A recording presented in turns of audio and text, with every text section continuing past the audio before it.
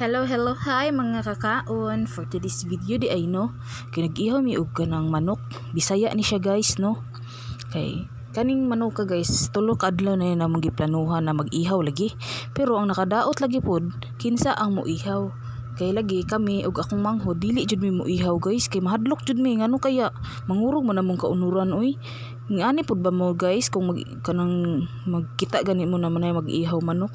Ngana jud mi guys, mao nang dili jud mi mukuan balag muluto mi guys o mulimpyo sa manok basta dili lang jud mi mo ihaw.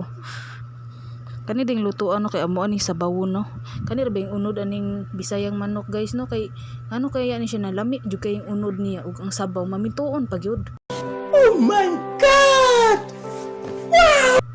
Ya kani ding nga akong pagkaluto guys. Nagisa ko daan na naglamas no syempre. Nya kani guys, humulan sa din ako siya kuan guys kanang suka para mawala jud ang iyang langsa ba. No nya magtubig man na siya guys.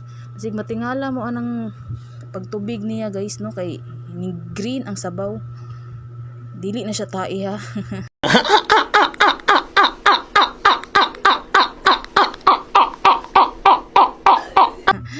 Pero kuan na siya guys, bitawan sa tanglad day na siya guys. Grabe siguro pagkadukduk sa tanglad ana pa. Ya mao na siya ang kay dindot magudukdukon ang tanglad kay para makuan jud ang iyang baho ba. Mo tuhop jud siya sa unod sa manok no. No green kay siya og sabaw guys. Pero sa tanglad day na siya guys no. Kana day guys dili sa na ako siya butangan og kanang tubig kay patuhupon jud na ako siya maayo pa. Kanang iyang tuwok nang wala na jud siya tubig ba nako andra pa nako siya sa bawan kay para mawala ang iyang langsi no ana jud ta dapat magluto so kani mangaon na mi ani guys uban ako kung manghod pag umangko ng akong uyuan. Salamat kayo guys sa inyong suporta.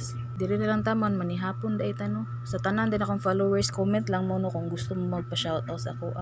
See you next video guys. Salamat sa support.